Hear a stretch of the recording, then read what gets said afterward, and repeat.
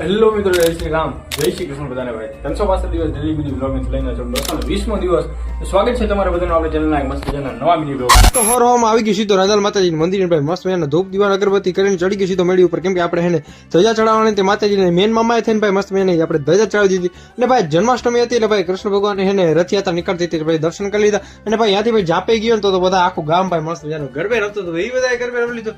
પછી એને મટકી વટકી ફોડવાનો કાર્યક્રમ હતો તો બધું એ કાર્યક્રમ પછી સંપન્ન થયો. પછી આપણું બપોરનું જમવાનું થઈ ગયું રેડી, એટલે બી ગયો સીધો જમવાનું. બહુ પછી નક્કી કર્યું ભાઈ કે આપણે ફરવા જવું ભાઈ, કંટાળો આવતો હતો.